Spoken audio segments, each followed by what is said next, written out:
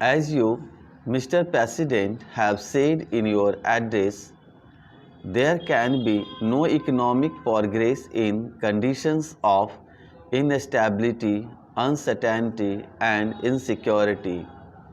Any attempt at bringing about a greater measure of economic equality will receive a setback in any such environment and in all situations in which law and order breaks down. It is the poorer sections of the society who suffer most than the affluent section.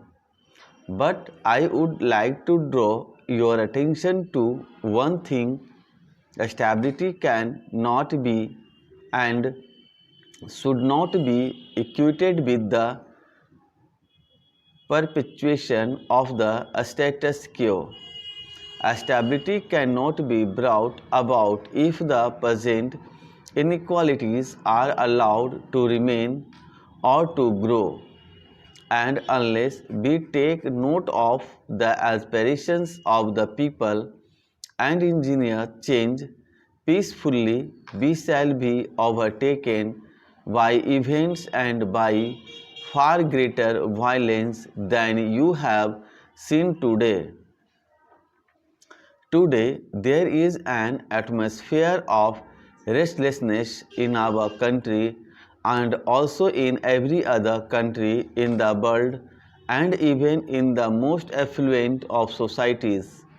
As you may have noticed in the media, and countries that were quite until recently considered to be havens of peace and prosperity do not seem to be quite as now.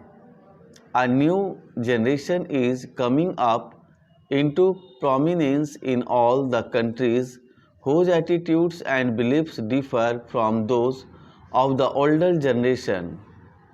In all spheres of life, therefore, whether it be politics or business and industry, we must take note of this new development and refashion our policies and programs so as to respond more readily to the needs of the changing times.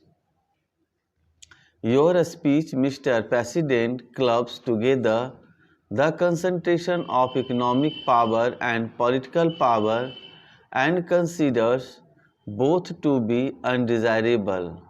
Now there are adequate safeguards in our political setup against the concentration of political power.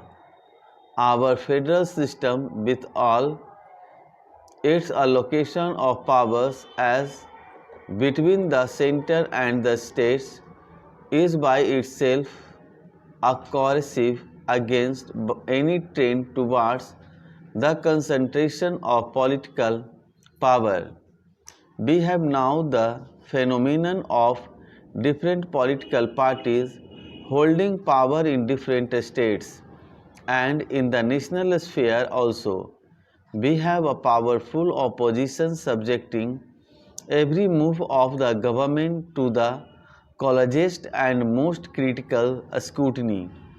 But businessmen should ask themselves frankly whether there are similar correctives against abuses following from the concentration of economic power.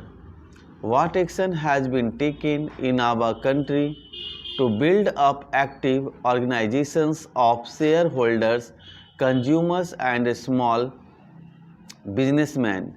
In the absence of organizations of this nature exercising a countervailing influence against the concentration of economic power, government to step in, whether it is the nationalization of banks or the monopolies legislation, which is now on the unveil.